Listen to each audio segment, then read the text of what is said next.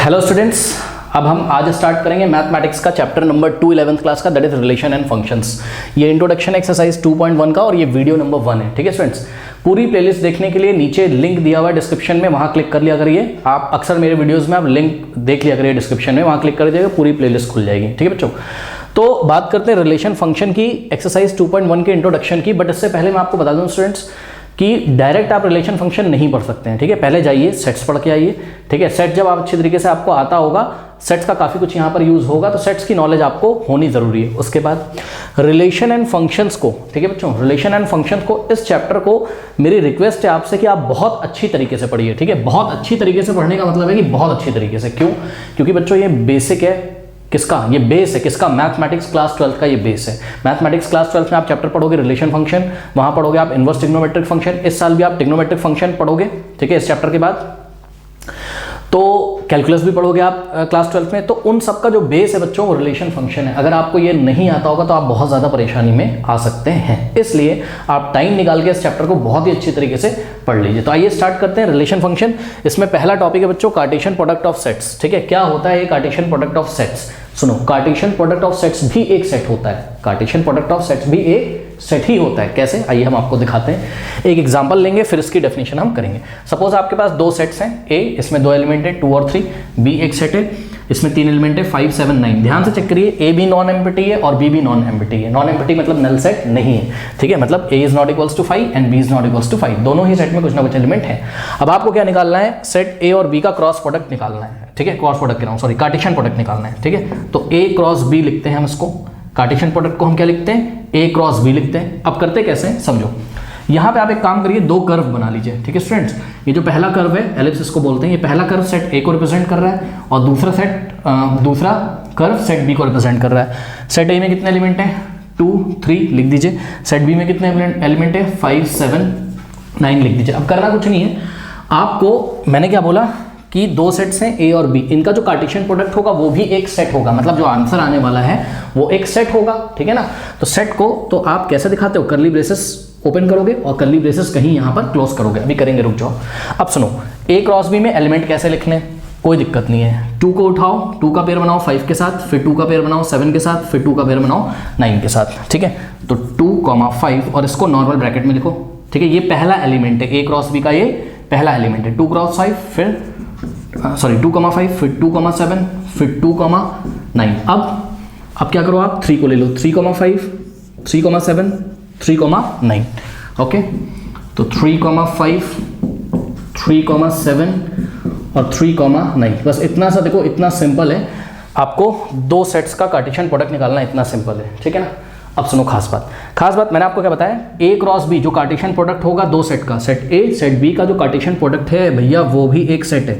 ध्यान से चेक करो, जो आंसर आया है ये भी एक सेट है, लेकिन ये बड़ा स्पेशल टाइप का सेट है। ध्यान से चेक करिए, इस सेट के एलिमेंट्स वैसे नहीं है जैसे आपने चैप्टर 1 में पढ़ा था। चैप्टर 1 में आपने ऐसे सेट्स पढ़े थे, ये देखिए, इसमें एलिमेंट आता था 2, फिर कॉमा लग जाता था, फिर एलिमेंट आता था 3, ऐसे करके आता था। यहाँ पर क्या एलिमेंट है?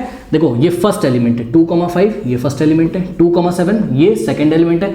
मतलब ए क्रॉस बी जो कि खुद ही एक सेट है, या हम बोलें कि जब दो सेट्स का हमने कार्टेशियन प्रोडक्ट निकाला है तो जो सेट आया है उसके एलिमेंट्स ऑर्डर्ड पेयर टाइप में होते हैं। कैसे होते हैं? ऑर्डर्ड पेयर टाइप में होते हैं। कैसे होते हैं? ऑर्डर्ड पेयर टाइप में होते हैं। यानी कि ये देखिए जरा, ये पूरा पहला एलिमेंट है, ठीक, ए क्रॉस बी का, ये दूसरा एलिमेंट है, ये तीसरा एलिमेंट है, ये फोर्थ एलिमेंट है, ये फिफ्थ एलिमेंट है, ये सिक्स्थ एलिमेंट है। अब इस एलिमेंट्स में खास बात क्या है? ठीक है, अच्छा एक चीज और देखो, जैसे कि हमने पहले सेट्स पढ़े तो उसमें फर्स्ट एलिमेंट सेकेंड से हम सेपरेटेड करते थे कॉमा लगाकर, ठीक उसी तरीके से यहाँ पर भी फर्स्ट एलिमेंट को हमने सेकेंड एलिमेंट से सेपरेट किया है। कैसे? कॉमा लगा के। ठीक है स्टूडेंट्स, अब इस सेट में खास बात क्या है? इस सेट में खास बात ये है, ध्यान से चेक करो, कोई भी ऑर्डर्ड पेयर उठाओगे आप, इसको ऑर्डर्ड पेयर बोलते हैं। ये भी ऑर्डर्ड पेयर है, ये भी ऑर्डर्ड पेयर है, ये भी ऑर्डर्ड पेयर है। क्या बोलते हैं इन सबको? इन सबको हम क्या बोलते हैं? सभी एलिमेंट्स को हम क्या बोलते हैं? ऑर्डर्ड पेयर बोलते हैं। कोई भी ऑर्डर्ड पेयर उठाओ स्टूडेंट, फर्स्ट एलिमेंट बिलोंग करेगा किसको? सेट ए को। फर्स्ट एलिमेंट कहीं का भी उठा लो, ये देखो इस ऑर्डर्ड पेयर को उठाओ, इसका फर्स्ट एलिमेंट किसको बिलोंग कर रहा है? भाई 2 कहाँ आ रहा है? सेट ए में तो आ रहा है। ठीक है, इसी तरीके से सेकंड एलिमेंट उठा लो, किसी भी ऑर्डर्ड पेयर को ले लो। सपोज हमने ये वाला ऑर्डर्ड पेयर लिया, इसका सेकंड एलिमेंट लो, फर्स्ट एलिमेंट सेकंड एलिमेंट क्या है इसका? 9 है। और आप क्लियरली देख सकते हो कि 9 किसको बिलोंग कर रहा है? सेट बी को। ठीक है स्टूडेंट, तो इस तरीके से हमने देखा क्या कि दो सेट का कार्टेशियन प्रोडक्ट कैसे निकालते हैं, और दो सेट का कार्टेशियन प्रोडक्ट भी एक सेट होता है, लेकिन उस सेट के जो एलिमेंट्स होते हैं वो ऑर्डर्ड पेयर में आते हैं, और उन ऑर्डर्ड पेयर में फर्स्ट एलिमेंट हमेशा किसको बिलोंग करता है, पहले सेट को, और दूसरा एलिमेंट किसको बिलोंग करता है, दूसरे सेट को। ठीक है स्टूडेंट, दूसरा एलिमेंट दूसरे सेट को बिलोंग करता है। ओके, बहुत बढ़िया। अब समझिए जरा बात को, क्या कि ये तो हमने कार्टेशियन प्रोडक्ट निकाला, ये दो कर्व बनाकर ऐसे। एक और तरीके से हम कार्टेशियन प्रोडक्ट निकाल सकते हैं दो सेट्स का, कैसे, समझिए। आप क्या करिए, आप देखिए स्टूडेंट्स, आप हॉरिजॉन्टली ये दोनों एलिमेंट लिख दीजिए। ठीक है, यहाँ पे आपने क्या लिखा 2, और यहाँ पे आपने क्या लिखा, आप चाहो तो लाइन खींच दो यार, चलो लो ऐसा करके लाइन खींच दो तो इजी होगा। ठीक है, यहाँ पे आपने 2 लिखा, यहाँ पे आपने 3 लिखा। ठीक है, हॉरिजॉन्टल में आपको क्या लिखना है, आपको सेट ए के एलिमेंट लिखने, और वर्टिकल में आपको क्या लिखना है, सेट बी के एलिमेंट लिखने। सेट बी के एलिमेंट क्या क्या है, देखिए 5, फिर क्या है आपका 7 है, फिर क्या है आपका 9 है। अब ऐसे करके देखो, लाइन खींचो ऐसे, एक वर्टिकल लाइन खींचो जो 2 से जा रही है, एक वर्टिकल लाइन खींचो जो 3 से जा रही है। अब हॉरिजॉन्टल लाइन खींचो जो 5 से जा रही है, हॉरिजॉन्टल लाइन खींचो जो 7 से जा रही है, हॉरिजॉन्टल लाइन खींचो जो 9 से जा रही है। तो बस जैसे आप क्लास 10th में आपने ग्राफ में पॉइंट्स को पढ़ना सीखा था, ठीक उसी तरीके से आप ध्यान से चेक करिए, ये वाला जो पॉइंट है ये क्या है, देखो 2,5 एब्सिसा कॉमा ऑर्डिनेट, तो 2,5। ठीक है, उसके बाद ये वाले पॉइंट को पढ़िए, ये क्या हो जाएगा 2,7। ठीक है, ये हो गया आपका 2,7। फिर ये वाला पॉइंट कैसे पढ़ोगे, 2,9, 2,9। ठीक है स्टूडेंट्स, अब ये वाला पॉइंट कैसे पढ़ो, सॉरी ये वाला पॉइंट कैसे पढ़ोगे, 3, यहाँ कुछ नहीं पढ़ना है, यहाँ पे कुछ नहीं पढ़ना है आपको। ठीक है, यहाँ पे कुछ नहीं पढ़ना है और ना यहाँ कुछ पढ़ना है। ठीक है, 3,5 ये हो गया आपका 3,5। ये वाले पॉइंट को पढ़ो 3,7, 3,7। अब ये वाले पॉइंट को पढ़ो 3,9। ठीक है स्टूडेंट्स, तो ये आपने देखा, तो ये जितने भी ये पॉइंट्स यहाँ पर आए हैं प्लेन में, जितने भी पॉइंट्स आए हैं, ये सभी पॉइंट्स क्या हैं आपके, ये सभी पॉइंट्स कार्टेशियन प्रोडक्ट के एलिमेंट है जो ऑर्डर्ड पेयर टाइप में आ रहे हैं। आप ध्यान से चेक कर सकते हैं, 2,5, 2,7, 2,9, फिर 3,5, 3,7, 3,9, इन्हीं को उठाकर हमने एक सेट बना लिया है। ठीक है, तो आप ऐसे ही करिएगा, इजी होगा। ऐसा एनसीईआरटी में बताया, इसलिए हमने आपको बताया क्योंकि इससे रिलेटेड एग्जाम्पल है, उसके बारे में भी हम बात करेंगे। ओके, बहुत बढ़िया। अब समझो बच्चों, यहाँ पर अब हम आते हैं कार्टेशियन प्रोडक्ट की डेफिनेशन पे। क्या कहता है, कहता है कार्टेशियन प्रोडक्ट ऑफ सेट्स की डेफिनेशन में कहता है गिवन 2 नॉन एम्प्टी सेट्स। ध्यान दें, गिवन 2 नॉन एम्प्टी सेट। बच्चों आपके पास 2 नॉन एम्प्टी सेट होने चाहिए, यानी कि जो 2 सेट आपने लिए हैं ए और बी, वो एम्प्टी नहीं होने चाहिए, खाली नहीं होने चाहिए, उनमें कम से कम एक एलिमेंट तो होना ही चाहिए। वैसे मैंने ए में 2 एलिमेंट लिए थे और बी में मैंने 3 एलिमेंट लिए थे। फिर कह रहा है कि the Cartesian product A cross B is the set. पढ़िए, the Cartesian product A cross B is the set, मतलब ये जो ए और बी सेट का आपने कार्टेशियन प्रोडक्ट निकाला है, जिसको आपने ए क्रॉस बी से दिखाया, भैया वो भी एक सेट ही तो होता है, वो भी तो एक सेट ही तो होता है, यही तो मैंने बताया है। अच्छा, ये जो सेट होता है इसके एलिमेंट्स कैसे होते हैं, तो आगे लिखा हुआ है set of all ordered pairs, set of all ordered pairs, set of all ordered pairs from set of all ordered pairs of elements from A and B. ठीक है, तो ये जो सेट आएगा ए क्रॉस बी करके जो सेट आएगा, इनमें जो एलिमेंट्स होंगे वो ऑर्डर पेयर होंगे, और ये जो ऑर्डर पेयर होंगे ये किससे बने होंगे, ये elements from A and B से बने होंगे। मैंने आपको बताया ना कि पहला एलिमेंट सेट ए को बिलोंग करता है और दूसरा सेट एलिमेंट सेट बी को बिलोंग करता है। मैथमेटिकली बच्चों हम इसको ऐसे लिखते हैं, this is the set builder form of, this is the set builder form of Cartesian product of set. क्या, ए क्रॉस बी। अब सुनो, ए क्रॉस बी याद है आपको, आप set builder form chapter number 1 में कैसे लिखते थे, कुछ ऐसे लिखते थे कि भाई ए एक सेट है एक्स सच दैट, आप यहाँ केवल एक्स की बात करते थे, एक एलिमेंट की, लेकिन अब हम यहाँ एक एलिमेंट की ना बात करके 2 एलिमेंट की बात करेंगे, ए कॉमा बी की या एक्स कॉमा वाई की। क्यों, क्योंकि बच्चों पहला एलिमेंट किसको बिलोंग करता है, सेट ए को, और दूसरा एलिमेंट किसको बिलोंग करता है, सेट बी को। तो this is the definition of Cartesian product of 2 sets, this is the mathematical definition कि A cross B is equals to, element कैसे आएंगे, ऑर्डर्ड पेयर टाइप के, such that first element A belongs to set A and second element belongs to set B. Okay बच्चों, तो इस तरीके से। अच्छा, तो यहाँ पर बच्चों आप कुछ रिमार्क्स होंगे, उनको हम लेंगे। तो पहला रिमार्क यहीं पे हम ले लेते हैं, उसके बाद हम यहाँ जगह बनाएंगे, एक एक रिमार्क लेंगे और रिमार्क लेकर हम क्या करेंगे,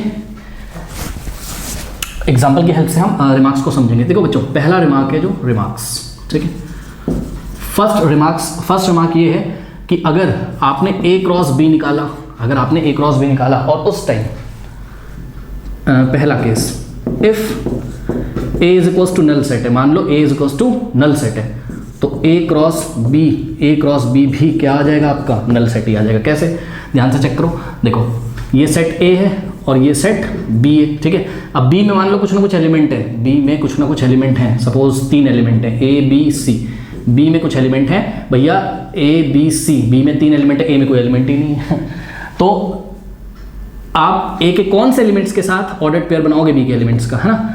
तो इसका मतलब आपको कोई भी कार्टेशियन प्रोडक्ट मिलने ही नहीं वाला है, यानी कि आपको एक नल सेट मिलेगा, ठीक। इसी तरीके से मान लीजिए आप A क्रॉस B निकालने वाले हैं, ठीक है, और इस टाइम A में कुछ एलिमेंट्स हैं, लेट अस से 2,3 है, बट B में कोई एलिमेंट ही नहीं है, मतलब B एक नल सेट है, ठीक है स्टूडेंट्स। तब भी आपका A क्रॉस B क्या आएगा, A क्रॉस B क्या आएगा, देखो A में एलिमेंट है आपके 2, 3, B में तो कोई एलिमेंट ही नहीं है, तो A क्रॉस B फिर से क्या आएगा, नल सेट आएगा, ठीक है स्टूडेंट्स। तो ये आपका फर्स्ट रिमार्क है। उसके बाद सेकेंड रिमार्क में आपको मैं बताना चाहूँगा कि मान लीजिए देखिए सेकेंड रिमार्क में मान लीजिए आपके पास कोई इनफाइनाइट सेट है, क्या है, कोई इनफाइनाइट सेट है, ठीक है।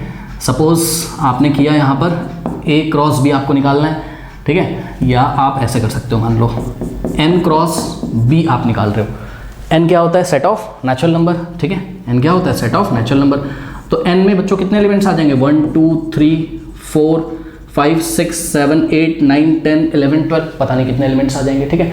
तो अगर आप N क्रॉस B निकालोगे और इधर अगर आप N को बनाओगे तो 1 2 3 4 कितने एलिमेंट्स, इसमें आप फिल ही नहीं कर सकते हो, ठीक है। और B में सपोज लिमिटेड हैं आपके element, suppose A B C है, ठीक है, तो यहाँ A B C, तो 1, A आएगा किसमें, N क्रॉस B में जो एलिमेंट्स आएंगे 1, A, फर्स्ट ऑर्डर पेयर आएगा 1, A, सेकेंड ऑर्डर पेयर आएगा 1, B, 1, B। अब आप मुझे बताओ कि ये जो सेट आएगा इसमें कितने एलिमेंट्स होंगे, तो जवाब है इसमें इनफाइनाइट एलिमेंट्स होंगे, यानी कि इस टाइम N क्रॉस B का जो आंसर आएगा वो कैसा आएगा, एक इनफाइनाइट सेट होगा। तो हमने क्या सीखा, दो सेट्स का अगर आप कार्टेशियन प्रोडक्ट निकालना है, उन दोनों में से अगर कोई भी सेट इनफाइनाइट सेट है, मतलब उसमें इनफाइनाइट एलिमेंट्स हैं, ठीक है, तो जो हमारा कार्टेशियन प्रोडक्ट आएगा उसमें भी इनफाइनाइट एलिमेंट्स होंगे। इसी तरीके से मान लो अगर हम B क्रॉस N निकालते हैं, B क्रॉस N निकालते हैं, मतलब B को हम पहले लिखते हैं और N को हम बाद में लिखते हैं, ठीक है। तो B क्रॉस N भी अगर हम निकालते तब भी हमारा आंसर कैसा आता है, इनफाइनाइट सेट, क्योंकि N में तो बहुत सारे एलिमेंट्स हैं, तो ये कार्टेशियन प्रोडक्ट हम निकालते रहते कि कभी ये खत्म ही नहीं होता, तो इसमें इनफाइनाइट एलिमेंट्स होते। तो ये 2 रिमार्क्स हमने आपको कराए, इसके बाद और भी रिमार्क हम करते हैं, इसको नोट कर लीजिए पहले बच्चों। रिमार्क नंबर 3 कहता है 2 ordered pairs are equal if and only if the corresponding first elements are equal and the second elements are also equal, ठीक है। आइए इसको एक एग्जांपल की हेल्प से समझते हैं। कह रहा है कि 2 ऑर्डर्ड पेयर तभी इक्वल होंगे जब उनके करस्पॉन्डिंग फर्स्ट एलिमेंट भी इक्वल हो और करस्पॉन्डिंग सेकंड एलिमेंट भी इक्वल हो। तो सुनो, आपको एग्जांपल नंबर 1 में बच्चों बोलता है इफ, देखो ये एक ऑर्डर्ड पेयर दिया हुआ है, ये क्या दिया हुआ है, एक ऑर्डर्ड पेयर दिया हुआ है, ठीक है ना। कोई कार्टेशियन प्रोडक्ट कहीं निकाला गया होगा, उसका ऑर्डर्ड पेयर दिया हुआ है। तो ये ऑर्डर्ड पेयर में फर्स्ट एलिमेंट क्या है, x+1 है, और सेकंड एलिमेंट क्या है, y-2। ये x+1 फर्स्ट सेट को बिलोंग कर रहा होगा और y-2 सेकंड सेट को बिलोंग कर रहा होगा, ठीक है। और ये इक्वल दिया इन्होंने इस ऑर्डर्ड पेयर के, मतलब ये वाला ordered pair is equal to ये वाला ऑर्डर्ड पेयर। तो बस कुछ नहीं करना है यार, इन्होंने बोल दिया कि ये दोनों ऑर्डर्ड पेयर इक्वल हैं, तो इनके करस्पॉन्डिंग फर्स्ट पार्ट भी इक्वल होंगे और सेकेंड पार्ट भी इक्वल होंगे, ठीक है। तो ये देखो, ये फर्स्ट पार्ट है ना, फर्स्ट पार्ट है ना, ये पार्ट का मतलब एलिमेंट, ठीक है। ये फर्स्ट पार्ट जो है हम सबसे पहले लिखेंगे since the given order pairs are equal, ये वाला ऑर्डर पेयर इस ऑर्डर पेयर के इक्वल है, इसलिए इसके करस्पॉन्डिंग फर्स्ट एलिमेंट के इक्वल होगा और करस्पॉन्डिंग सेकंड एलिमेंट के इक्वल होगा। तो x+1 इज इक्वल्स टू 3 लिख देंगे बच्चों। ये कॉमा लगा है ना यार, यहाँ से पहचानो ना, ये फर्स्ट एलिमेंट है तो ये फर्स्ट एलिमेंट है, तो फर्स्ट एलिमेंट को फर्स्ट एलिमेंट के इक्वल रख दो, और कॉमा के बाद ये सेकंड एलिमेंट है और ये सेकंड एलिमेंट को सेकंड एलिमेंट के इक्वल रख दो, यानी कि y-2 इज इक्वल्स टू 1 आ गया, ठीक है। अब यहाँ से x और y की वैल्यू निकाल लो, यही इन्होंने पूछी थी। तो यहाँ से आ जाएगा x इज इक्वल्स टू 2 और यहाँ से आ जाएगा y is equals to 3। This is your answer. अब आप पढ़ लीजिए, यही कह रहा है 2 ordered pairs are equal, 2 ordered pair equal तभी हो, इफ एंड ओनली इफ का मतलब वो तभी इक्वल होंगे जब फर्स्ट एलिमेंट फर्स्ट के इक्वल हो जाए और सेकंड एलिमेंट सेकंड के इक्वल हो जाए। सुनो, इस क्वेश्चन में भैया इन्होंने हमको बोल दिया कि ये वाला ऑर्डर्ड पेयर इसके इक्वल है, इसलिए हमने फर्स्ट एलिमेंट को फर्स्ट के इक्वल रख दिया और सेकंड एलिमेंट को सेकंड के इक्वल रख दिया। इस तरीके से x और y की वैल्यू हमने निकाल ली।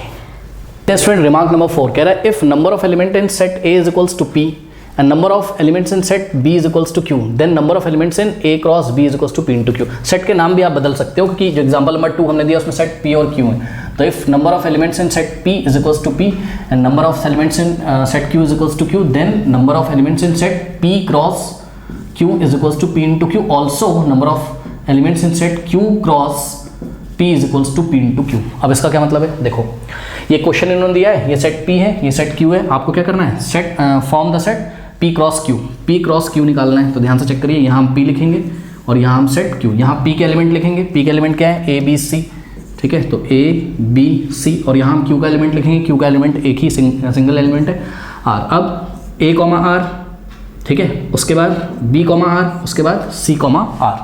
तो P क्रॉस Q क्या आएगा स्टूडेंट आपका, P क्रॉस Q आ जाएगा P और Q का कार्टेशियन प्रोडक्ट जो होगा वो होगा A R, ये फर्स्ट ऑर्डर पेयर, उसके बाद B R, ये सेकेंड ऑर्डर पेयर, उसके बाद C R, ये थर्ड ऑर्डर पेयर। ठीक है स्टूडेंट्स। अच्छा, अब यहाँ पे ध्यान से चेक करिए क्या कि अगर हम यहाँ पर क्या निकालें, Q में एक ही एलिमेंट था, यस, अगर हम यहाँ Q क्रॉस P निकालें तो Q को हम पहले लिखेंगे और P को हम बाद में लिखेंगे। अब हम Q क्रॉस P निकालने जा रहे हैं, ठीक है। तो Q का एक ही एलिमेंट है दैट इज R, P में तीन एलिमेंट है A B C, तो R A, R B, R C, तो Q cross P is equals to R A, फिर दूसरा एलिमेंट आएगा R B, फिर तीसरा एलिमेंट आएगा R C। अब बच्चों ध्यान से चेक करो, क्या P cross Q is equals to Q cross P है, तो जवाब है नहीं। ध्यान से चेक करिए, P cross Q is not equal to Q cross P। क्यों ध्यान से चेक करो, P क्रॉस Q का जो पहला एलिमेंट है, ठीक है, पहला एलिमेंट है, उसमें ऑर्डर्ड पेयर क्या है, उसमें ऑर्डर्ड पेयर है A R and this ordered pair A R is not equals to what R A, क्योंकि इससे पहले वाले रिमार्क नंबर 3 में आपने क्या देखा था कि दो ऑर्डर्ड पेयर तभी इक्वल होते हैं, जब उनके करस्पॉन्डिंग फर्स्ट एलिमेंट इक्वल हो जाए और सेकंड एलिमेंट इक्वल है। इसका फर्स्ट एलिमेंट A है लेकिन इसका R है, इसका R है लेकिन इसका A। तो इन दोनों सेट से बच्चों जब इन दोनों सेट्स के जब ऑर्डर्ड पेयर ही इक्वल नहीं है, सुनो, दो सेट्स तभी इक्वल होते हैं जब उसमें सेम एलिमेंट होते हैं। भैया इन दोनों सेट में P क्रॉस Q भी एक सेट है, Q क्रॉस P भी एक सेट है, इन दोनों सेट के एलिमेंट्स ही नहीं सेम है, ये अलग एलिमेंट है और ये अलग एलिमेंट है। इसी तरीके से ये अलग एलिमेंट है, ये अलग एलिमेंट है। तो याद रखिएगा P cross Q is not equal to Q cross P। ये बात हमें इस एग्जाम्पल से सीखने को मिली। और क्या सीखने को मिला, सुनो, और ये सीखने को मिला, ध्यान से चेक करिएगा जरा, अगर हम यहाँ पर सॉल्व करें number of elements in set P, ठीक है, तो सेट P में कितने एलिमेंट्स थे, 1 2 3, इसको हम क्या पढ़ते हैं, number of elements in set P कितने 3 है, और number of elements in set Q कितने 1 है, ठीक है। तो अगर हम आपसे पूछें कि number of elements in set P cross Q, भैया सुनो, P क्रॉस Q भी तो एक सेट होगा ना, तो number of elements in set P cross Q, मतलब ये जो P क्रॉस Q नाम का जो सेट है जिसके एलिमेंट्स खुद ही ऑर्डर्ड पेयर है, उसमें कितने एलिमेंट्स होंगे, उसमें एलिमेंट्स होंगे क्या, P इंटू Q, यानी कि 3 इंटू 1 कितने होंगे 3। अब आप ध्यान से चेक कर लीजिए क्या कि number of elements in P cross Q कितने 3 ही तो है, 1 2 3, ओके। इसको दो एलिमेंट मत गिनो, ये एक ही एलिमेंट है जो ऑर्डर्ड पेयर के फॉर्म में है। इसी तरीके से अगर हम आपसे बोलें क्या कि number of elements in Q cross P अगर आप निकालिए, ठीक है, तो Q cross P, number of elements in Q cross P क्या होना चाहिए, number of elements in set Q into number of elements in set P, यानी कि QP, और QP क्या होता है, PQ ही तो होता है, यानी कि इस टाइम हम 1 इंटू 3 करेंगे, क्यों, क्योंकि सेट Q में कितने एलिमेंट है 1 और P में कितने 3, 1 3 = 3। तो खास बात बच्चों ये आई यहाँ पर, क्या खास बात ये आई कि अगर आप P क्रॉस Q निकाल रहे हैं और Q क्रॉस P निकाल रहे हैं तो दोनों सेट तो आपस में इक्वल नहीं है, लेकिन हाँ P क्रॉस Q में जितने एलिमेंट्स हैं उतने ही एलिमेंट्स Q क्रॉस P में भी हैं। Hence we can say that number of elements in P cross Q is equals to number of elements in Q cross P। दोनों सेट इक्वल नहीं है लेकिन दोनों सेट्स में नंबर ऑफ एलिमेंट्स आपस में इक्वल है और उनकी संख्या कितनी है, उनकी संख्या 3 है। ओके, कर लीजिए। तो स्टूडेंट्स लेते हैं रिमार्क नंबर 5, और रिमार्क नंबर 5 को हम समझेंगे एग्जाम्पल नंबर 4 और एग्जाम्पल नंबर 5 की हेल्प से, ठीक है। तो रिमार्क नंबर 4 क्या बोलते हैं बच्चों कि अगर आपके पास कोई सेट A है तो तो और आपने ए क्रॉस ए निकाला है, तो उसके एलिमेंट्स सुन लो पहले, ए क्रॉस ए भी एक सेट होगा, लेकिन उसके एलिमेंट्स इस बार ऑर्डर्ड पेयर नहीं आएंगे, उसके एलिमेंट्स ऑर्डर ट्रिपलेट टाइप के आएंगे। किस टाइप के आएंगे? ऑर्डर ट्रिपलेट टाइप के आएंगे। तो सुनो, ये जो भी सेट आएगा, ये देखिए ये एक सेट आया है, इसलिए हमने कर्ली ब्रेसेस ओपन किया, क्लोज किया, तो इसके जो एलिमेंट्स होंगे ए कॉमा बी टाइप के नहीं होंगे, A comma B comma C type के होंगे, यानी कि ऑर्डर ट्रिपलेट होंगे, जहां पर ए बी सी तीनों ही किसको बिलोंग करेंगे? सेट ए को। आइए एग्जाम्पल नंबर 4 की हेल्प से इसको हम समझाते हैं। देखिए एग्जाम्पल नंबर 4 एनसीईआरटी में उन्होंने सेट का नाम पी रखा था, मैंने पी को हटा के मैंने सेट ए नाम रख दिया उसका, तो कोई बहुत बड़ी बात नहीं। उन्होंने बोला था फाइंड पी क्रॉस पी, मैंने ए क्रॉस ए बोल दिया। सेट का नाम चेंज करने से कोई फर्क नहीं है, ठीक है, क्योंकि यहाँ हमने ए का यूज़ किया, इसलिए हमने यहाँ पे भी ए का यूज़ किया हुआ है। तो स्टूडेंट देखो क्या करेंगे हम, ए क्रॉस ए निकालने के लिए सबसे पहले हम ए क्रॉस ए निकाल लेते हैं, ये ठीक है। तो ए क्रॉस ए निकालेंगे, कैसे निकालेंगे? देखिए यहाँ पर, तो यहाँ हमने सेट ए का कर्व बनाया, एक एलिप्स बनाया, और सेट बी जो कि खुद ही ए है, चेक करो, सेट ए तो ए है और सेट बी भी ए ही है, ठीक है। तो यहाँ ए के एलिमेंट फिल करेंगे, क्या हो जाएंगे? 1 2, यहाँ सेट बी के एलिमेंट 1 2, अब 1 1 2, तो ए क्रॉस ए में पहले आएगा 1 1 2, फिर 2 1 2 2, ठीक है। तो 2 1 और 2 2, ये आ गया, ठीक है स्टूडेंट्स, ये आ गया आपके पास ए क्रॉस ए। अब क्या करना है, ये जो सेट आया है ए क्रॉस ए, इतना वाला पार्ट, ठीक है, इस ए क्रॉस ए का हमको, भाई सुनो मेरी बात, ए क्रॉस ए क्या है? ये भी तो एक सेट ही है ना भैया। तो इस सेट का इस सेट के साथ, इस सेट का इस सेट के साथ, इस सेट का इस सेट ए के साथ फिर से कार्टेशियन प्रोडक्ट निकालना है, ठीक है। तो A cross A is equals to, सुनो, तो ये वाला जो पोर्शन है, इतना ब्रैकेट लगाने की कोई ज़रूरत नहीं है, पर मैं यहाँ लगा रहा हूँ आपको समझाने के लिए। ये वाला जो पोर्शन है, अब इसको हम यहाँ पे एक कर्व में लिखेंगे, तो ए क्रॉस ए, अब इसके एलिमेंट्स फिल कर लेंगे। तो ए क्रॉस ए के एलिमेंट क्या है बच्चों? 1 1 है, ठीक है, 1 1 है। दूसरा एलिमेंट है 1 2, तीसरा एलिमेंट है 2 1, और चौथा एलिमेंट है क्या? 2 2। अब ए क्रॉस ए जो कि खुद ही एक सेट है, और इसके सेट्स का जो एलिमेंट है वो ऑर्डर्ड पेयर में है, इसका हमको क्रॉस कार्टेशियन प्रोडक्ट लगाना है किसके साथ? ए के साथ। तो यहाँ ए के ही एलिमेंट फिल करेंगे, और ए के एलिमेंट क्या थे? 1 2, ठीक है। अब ये वाले का 1 1 का 1 के साथ, ठीक है, फिर 1 1 का 2 के साथ, तो क्या आ जाएगा? पहला एलिमेंट, यहाँ से ब्रैकेट हटा दो, ठीक है। तो पहला एलिमेंट क्या आ जाएगा? देखो 1 1 1, ठीक है, तो 1 1, फिर दूसरा एलिमेंट 1 1 2, इनको ही हम क्या बोलते हैं? ऑर्डर्ड ट्रिपलेट बोलते हैं, ठीक। अब क्या करेंगे? अब हम 1 2 1 2 2, तो 1 2 1 2, अब आगे जगह नहीं तो मैं नीचे लिखूंगा इसी तरीके से। नेक्स्ट 2 1 1, नेक्स्ट है 2 1 2, अब 2 2 1, एंड लास्ट इज 2 2। ओके, अब बच्चों यहाँ पे खास चीज़ देखिए, क्या आपने क्या निकाला? आपने निकाला ए क्रॉस ए, ठीक है, ये भी एक सेट था। इस सेट में कितने एलिमेंट थे? ए क्रॉस ए में कितने एलिमेंट थे? 1 2 3 4, ठीक है, 4 एलिमेंट इसमें थे, और सेट ए में कितने एलिमेंट थे? 2 एलिमेंट थे। तो 4 × 2, टोटल एलिमेंट ए क्रॉस ए में कितने आने चाहिए? 8 आने चाहिए। 8 ही तो आए, 1 2 3 4 5 6 7 8। अब ये डेफिनेशन जो बोलता था वही हुआ है, ए क्रॉस ए। किस टाइप के एलिमेंट्स आएंगे इसमें? ए कॉमा बी सी टाइप के। देखो ए कॉमा बी सी, जहाँ पर ए बी सी तीनों ही किसको बिलोंग करेंगे? ए को। तो चेक कर लीजिए आप, ए बी सी किसी का भी ए बी सी ले लो, ये देखो 2 1 2 लो, चाहे 1 लो, चाहे 2 लो, ये सभी किसको बिलोंग करते हैं? सेट ए को ही तो बिलोंग करते हैं, ठीक है। 2 भी सेट ए को बिलोंग करता है, 1 भी सेट ए को बिलोंग करता है, और 2 भी सेट ए को ही बिलोंग करता है। कोई भी ऑर्डर पेयर कह रहा हूँ, सॉरी, कोई भी ऑर्डर ट्रिपलेट ले लो, ये वाला ऑर्डर ट्रिपलेट लो, इसमें पहला एलिमेंट सेट ए को भी बिलोंग करता है, दूसरा एलिमेंट भी सेट ए को बिलोंग करता है, और तीसरा एलिमेंट भी सेट ए को बिलोंग करता है। ओके, कर लीजिए। तो बच्चों रिमार्क नंबर 5 को और समझते हैं एग्जांपल नंबर 5 की हेल्प से। कह रहा है if R is the set of all real number. हमको पता भी है क्या कि रियल नंबर जो होते हैं, ठीक है, उनको हम कौन से लेटर से, रियल नंबर के सेट को हम आर से दिखाते हैं। सुनो बच्चों, मैं आपको बताऊं, रियल नंबर लाइन दो तरीके की हो सकती है, एक हॉरिजॉन्टल और एक वर्टिकल। समझो, ये आपने ग्राफ तो बनाया होगा ना क्लास 10 में। सुनो, आपने जब ग्राफ बनाया था तो वहां आपने ये एक्स एक्सिस ड्रॉ करी थी और ये वाई एक्सिस, ठीक है। ये एक 2 डायमेंशनल कार्टेशियन प्लेन है और ओरिजिन के कोऑर्डिनेट आपने 0,0 पढ़े थे, ठीक है। फिर यहाँ 1 आता था, फिर यहाँ 2 आता था, 3, यहाँ 1, यहाँ 2, यहाँ 3, फिर यहाँ -1, -2, इस तरीके से आपने पढ़ा था, ठीक है। -1, -2, ठीक है। अब सुनो, अगर हम आपको बोलें क्या कि ये एक्स एक्सिस वाली लाइन किसको दिखा रही है, तो आप जवाब दोगे भैया ये सभी रियल नंबर लाइन को दिखा रही है। क्यों? सुनो, हर एक पॉइंट एक नंबर को दिखाता है। ये हमने आपसे पहले भी सेट्स में भी बात करी है, ठीक है।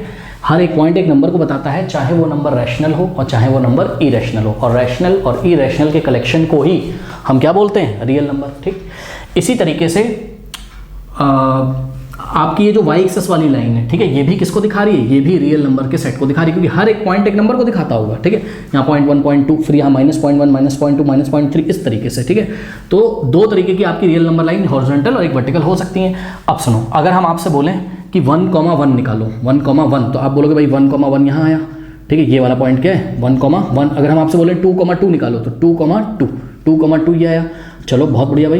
देखो, ये सब पॉइंट तो आपको क्लियर दिख रहे हैं, ठीक है। अगर हम आपसे बोले -1, -1, तो -1 x पे चलेंगे और y पे भी -1, तो यहाँ पहुँच जाएंगे, ठीक है। -1, -1, तो ये वाला पॉइंट बच्चों सुनो, यहाँ पर ये सब तो आपको दिख रहा था, 1, 2, 3, तो 1,1, 2,1, 2,2, ये सब तो आप ले सकते थे, ठीक है। लेकिन अगर हम आपसे पूछो यहाँ पे कितने नंबर्स लिखे हुए बताइए, इस लाइन पे कितने नंबर लिखे हुए हैं? इनफाइनाइट। और यहाँ पर भी कितने लिखे हुए हैं? इनफाइनाइट। ये जो लाइन है इसकी लंबाई कहाँ तक जा सकती है? पता नहीं कहाँ तक, तो +∞ तक, और ये -∞ तक। इसी तरीके से ये +∞ तक और ये -∞ तक।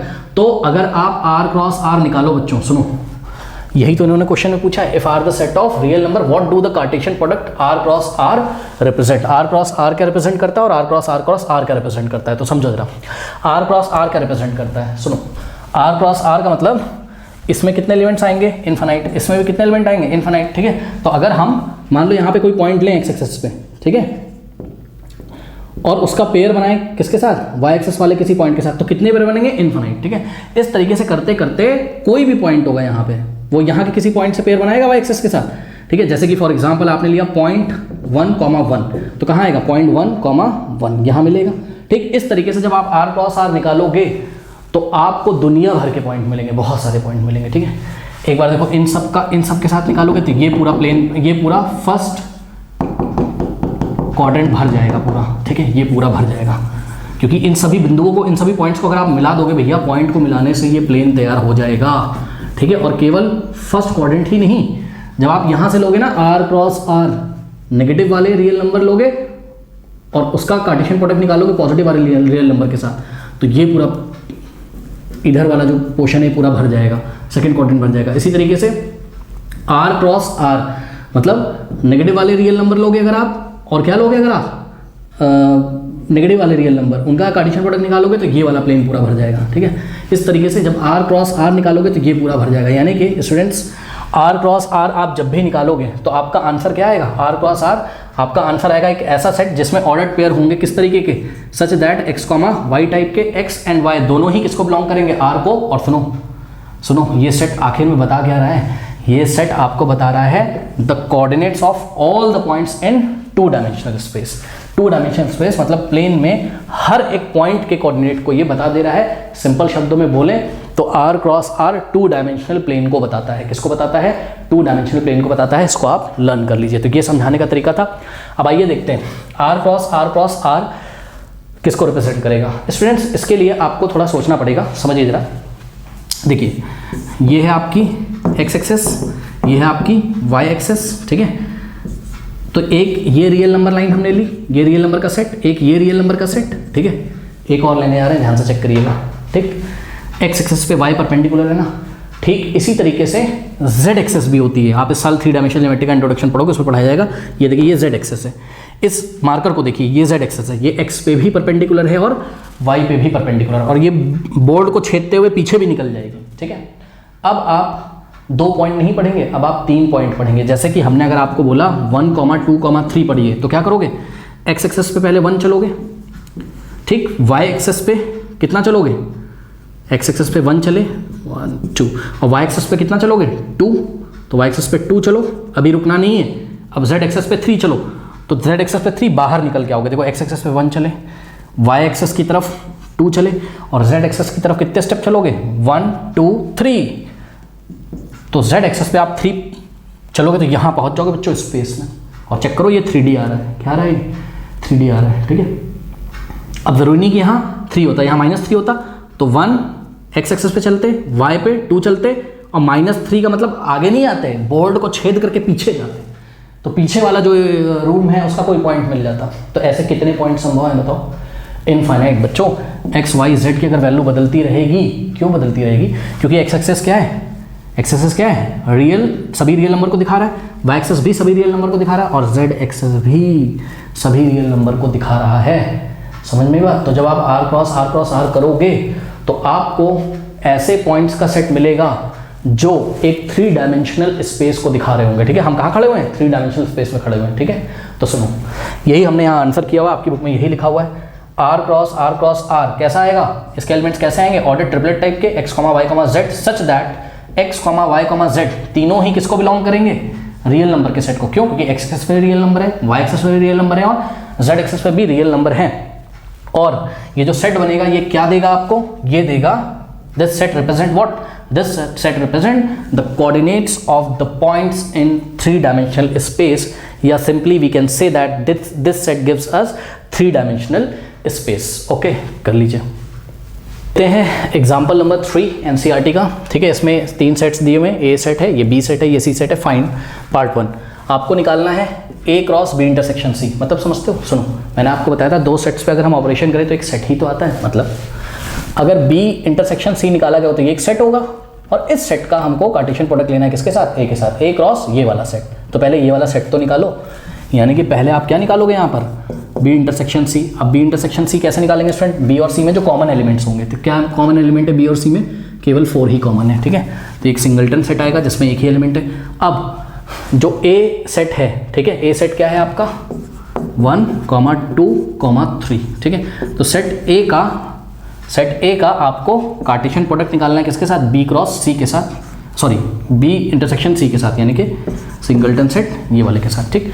तो बहुत इजी है, चाहो तो कर्व वाला डायग्राम बना लो जो बताया था, और चाहो तो सीधे कर दो, ठीक है। क्या आएगा, ऑर्डर्ड पेयर आएगा क्या 1,4, फिर 1 को 4 के साथ ले लिया, फिर 2,4, ठीक है, 2,4, फिर ध्यान से चेक करिए 3,4, ओके। और यहाँ पे आप क्लियरली देख सकते हो कि पहला एलिमेंट बिलोंग्स टू पहला वाला सेट, किसी भी ऑर्डर्ड पेयर का पहला वाला बिलोंग्स टू पहला वाला सेट, पहला वाला बिलोंग्स टू पहला वाला, एंड दूसरा वाला बिलोंग्स टू दूसरा वाला सेट, ओके। तो इस तरीके से part 2 A cross B intersection A cross C. तो सबसे पहले ए क्रॉस बी निकाल लेते हैं।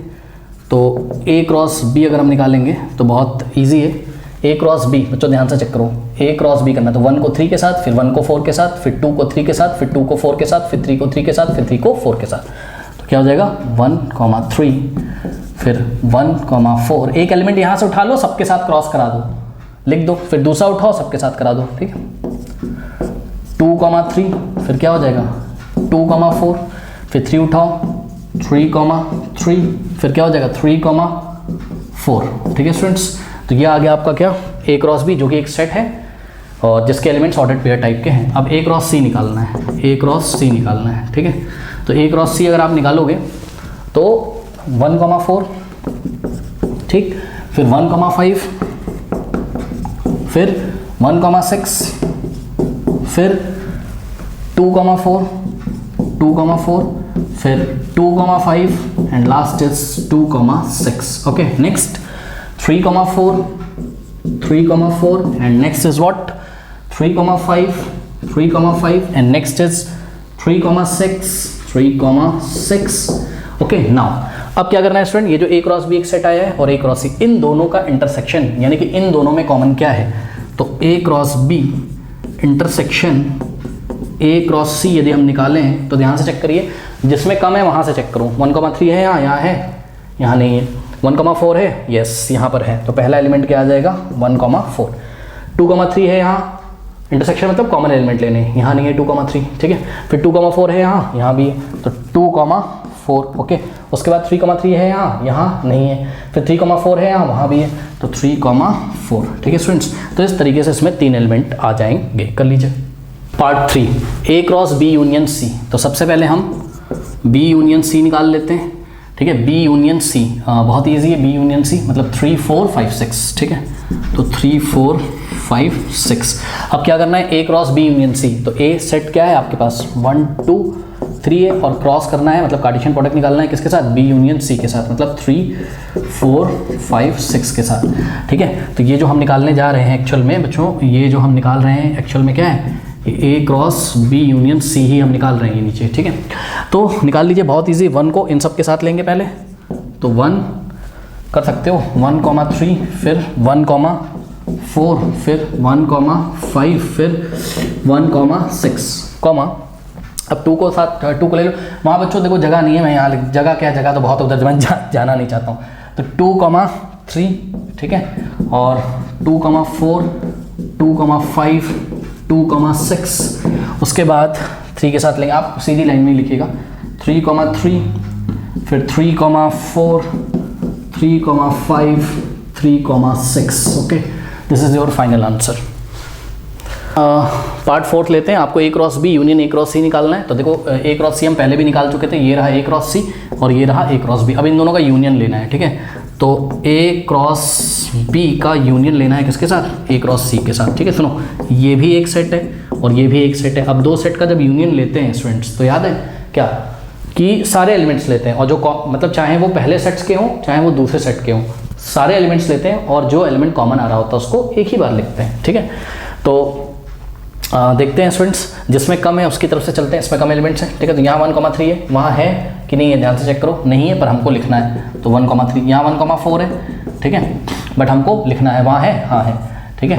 तो ऊपर वाला ये भी कवर हो गया। मैं जानबूझ के निशान लगा दे रहा हूँ ताकि ऊपर जितने बचे जाएंगे फिर उसको हम कॉपी कर लेंगे, ठीक है।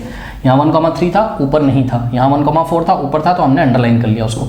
जिसमें कम है हम उसकी तरफ से चेक कर रहे हैं, ठीक है। फिर यहाँ 2,3 है, ऊपर है 2,3 नहीं है, ठीक है। उसके बाद यहाँ पर क्या है 2, ये देखो सब कवर हो गया, ठीक है। 2,4 है, ऊपर भी 2,4 है, ठीक है। तो 2,4 हमने लिख लिया। उसके बाद यहाँ 3,3 है, ऊपर है 3,3 नहीं, ऊपर नहीं है, बट हमको लिखना है, ठीक है, क्योंकि वो चाहे पहले सेट के एलिमेंट हो चाहे दूसरे, यूनियन में हम दोनों को लिखते हैं। फिर यहाँ 3,4 है, ऊपर है 3,4 हाँ है, ठीक है। तो 3,4 हमने लिख लिया। अब क्या, अब A क्रॉस C में जितने बचे उन सबको यहाँ पर लिख दो। क्या क्या बचा, 1,5, फिर 1,6, फिर 2,5, फिर 2,6, फिर 3,5, फिर 3,6, ठीक है स्टूडेंट्स। तो this is your final answer. सुनो, आपकी बुक में ऑर्डर्स चाहे अलग अलग हो, ऑर्डर मैटर नहीं करता है। This is your final answer. कर लीजिए स्टूडेंट। एग्जाम्पल नंबर 6 लेते हैं। A क्रॉस B आपको इस बार इन्होंने दे दिया, find A and B। A and B निकालने का मतलब है आपको सेट A बनाना है और सेट B बनाना है, ठीक है। तो A एक ऐसा सेट होगा, set of what, set of all the first element, all the first elements of ordered pair. Ordered pair को मैं शॉर्ट पे लिख रहा हूँ OP, ठीक है। अब सुनो, एक ऐसा सेट आपको बनाना है, कहाँ से, कार्टेशियन प्रोडक्ट से देख के, और इस सेट में आपको यहाँ से पहले एलिमेंट लिखने। मैंने आपको बताया था ना, जब भी A क्रॉस B निकालते हैं तो पहला एलिमेंट किसको बिलोंग करता है, फर्स्ट सेट को, यानी कि P belongs to what, A, और P belongs to A, M belongs to A, M belongs to A। अब यही बात 2 बार करना नहीं है, ठीक है। तो P और M कहाँ आते हैं, सेट A में, P, M, ठीक है ये। अब इसी तरीके से B क्या होगा, B is the set of all, first की जगह हम क्या लिखेंगे, second, all second elements of ordered pair, ठीक है। तो second element of ordered pair, second element क्या है, पहले तो हम लिख लेंगे क्या, Q बिलोंग्स टू B। अब 2 R बिलोंग्स टू B, अब Q belongs to B, R belongs to B, 2 बार नहीं लिखेंगे, तो Q और R से मिलके जो सेट बनेगा वो सेट B है। एक बात और स्टूडेंट्स यहाँ पे ध्यान दें, क्या, number of elements in set A कितने हैं, number of elements set A 2, number of elements in set B कितने, 2 ही एलिमेंट्स है, इसलिए number of elements in A cross B कितने होने चाहिए, 2 × 2, यानी कितने होने चाहिए, 4। यानी कि ऑर्डर्ड पेयर वाले कितने एलिमेंट्स होने चाहिए ए क्रॉस बी में? 4। तो 1 2 3 4 ही तो थे, ठीक है। तो स्टूडेंट इसको कर लीजिए। तो मिलते हैं आपसे फिर नेक्स्ट वीडियो में एक्सरसाइज 2.1 के साथ। तब तक के लिए पढ़ते रहिए, बढ़ते रहिए। All the best. और हाँ स्टूडेंट, परम्यूटेशन कॉम्बिनेशन के मैंने काफ़ी ज़्यादा वीडियोस बनाए हैं, ठीक है, बिकॉज बहुत इंपॉर्टेंट टॉपिक होता है वो। आप MBA करोगे तब तक के लिए बहुत इंपॉर्टेंट होता है, हायर एजुकेशन में इंपॉर्टेंट होता है, ठीक है। तो आप देखते हो कि कभी कभी मेरा वीडियो एंड होता है तो वहाँ प्लेलिस्ट में परम्यूटेशन कॉम्बिनेशन मैंने लगा दिया जिसमें 70 पार्ट्स हैं, ठीक है। तो उसको अगर आप साल भर करोगे तो अच्छे से सीख पाओगे, ठीक है। चलिए फिर पढ़ते रहिए, बढ़ते रहिए। All the best.